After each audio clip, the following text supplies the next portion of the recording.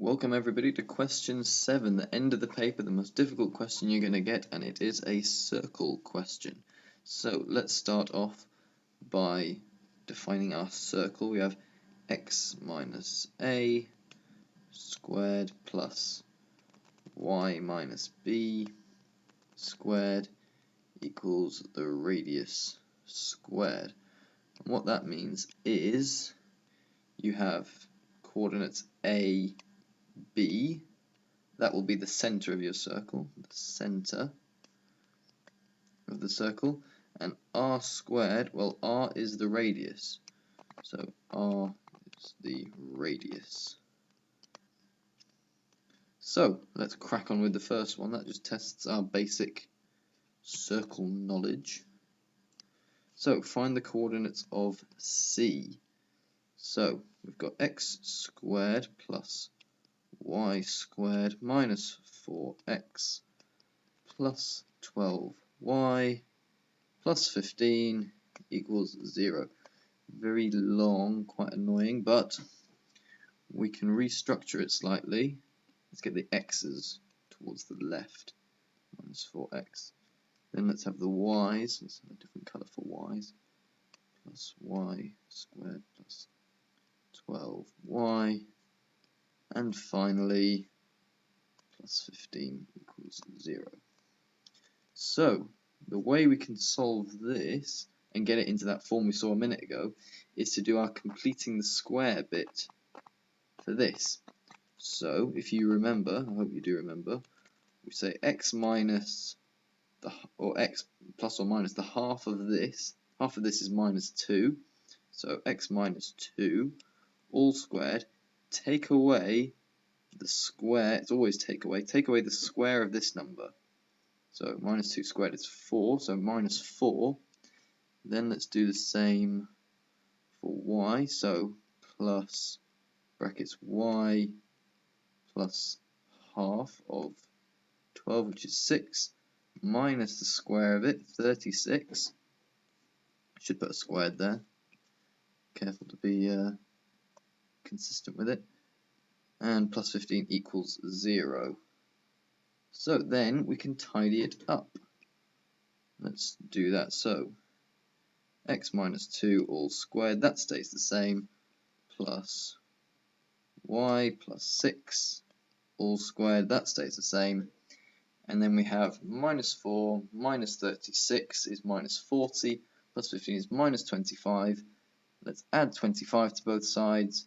So we get 25 there, which is equal to 5 squared. So you can already see what our, what our center is going to be with these two coordinates and what our radius is going to be. So the center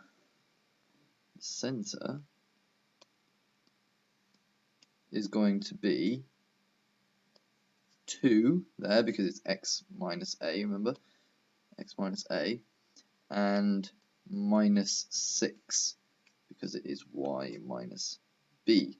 So a is 2 and b is minus 6. So that's what our center is, and if we go for part 2 as well, the radius of the circle, well, the radius is here, it's r squared, so the radius is 5. Radius is 5. There we go, that's the first part of the question done. So let's move on swiftly. Let's get rid of that. Okay, good, I have some space to work with now. So let's change into green. B, explain why the circle lies entirely below the x-axis. Well, if we draw it out, I think it's quite useful to draw it out. So let's do that. Here we go, roughly like that. And like that. I know it's not quite straight, but it doesn't quite matter. So, x here, y here, and we know that our center is at, where was our center? Our center was at 2 minus 6. So go 1, 2, and then 1, 2, 3, 4, 5, 6. So our centre is down here somewhere, right? At 2 minus 6. So if we imagine the circle, the radius goes out in all directions to make, the border of the circle, right? So the highest point that it can be, the highest point up here that it can be is 5 places above this coordinate here. So 5 places above that is 2 minus 1. Just add 5 to that y coordinate. So the highest point is the line across here, y equals minus 1. So the mark scheme says explain it convincingly or something like that.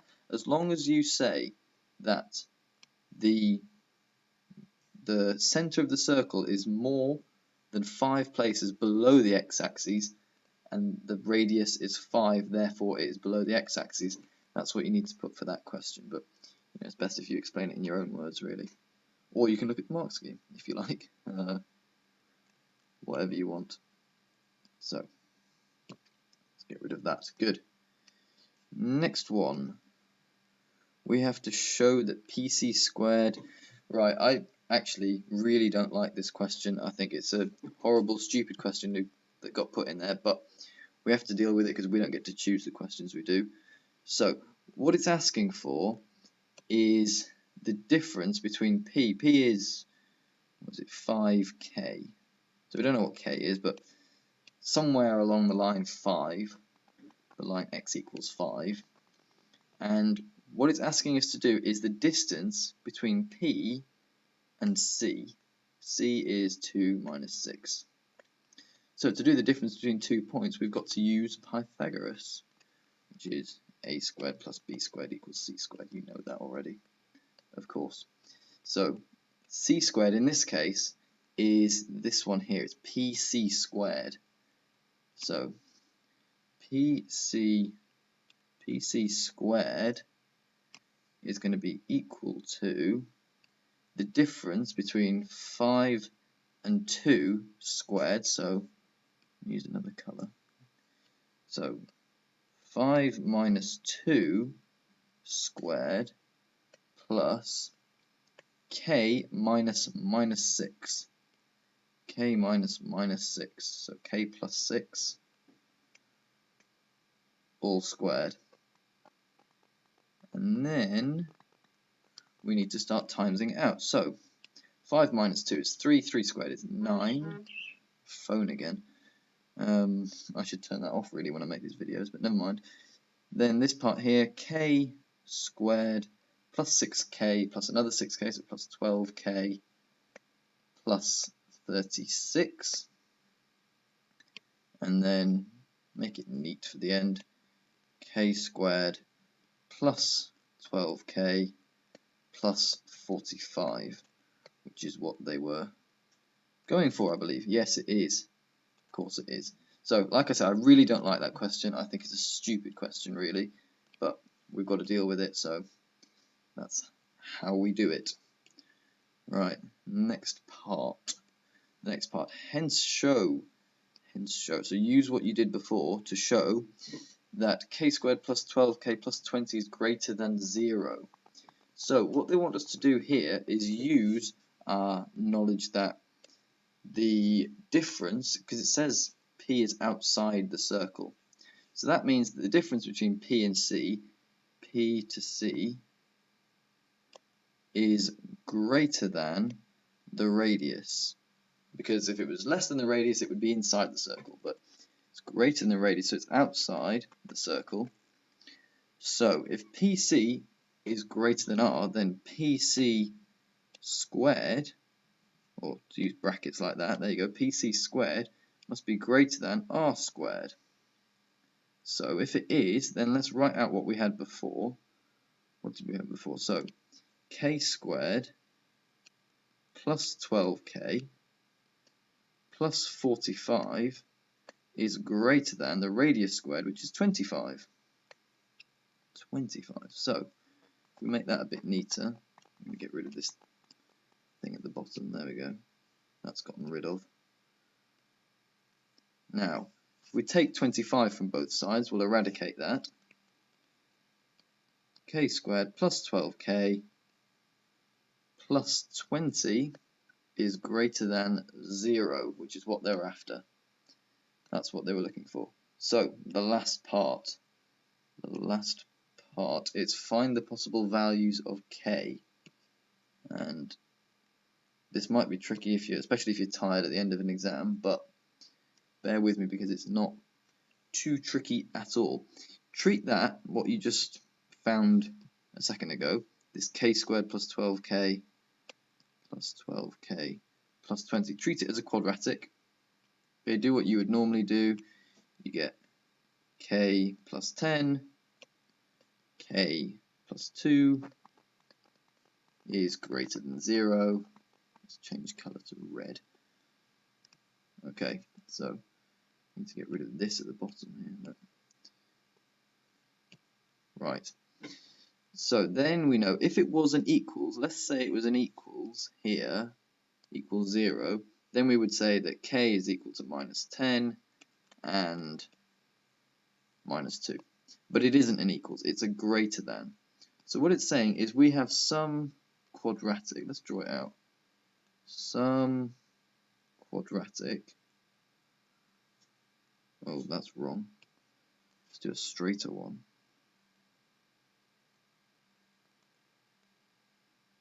Here we go, that's a straighter one.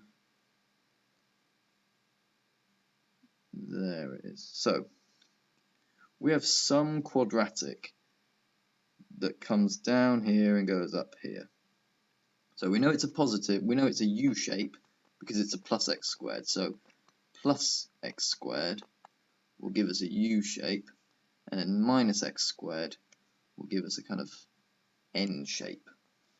So it's saying that this function here, this, is greater than 0. So if we know that it cuts the x-axis here at minus 10 and here at minus 2, where is it greater than 0? Well, it's greater than all the way up here past minus 2 and below or less than minus 10. It is definitely not in the middle of that. In the middle of that, it is less than. So we need to say that that statement holds when k is less than minus 10 and when k is greater than minus 2. Whatever you do, do not put an and in here. Do not put an and in there. Big no. Because what you're saying there is that k can be at the same time greater than minus 2 and less than minus 10, which is impossible. So you can put or is fine, but not and. So that's the end of the exam. I hope this was very helpful for you. See you on the next one.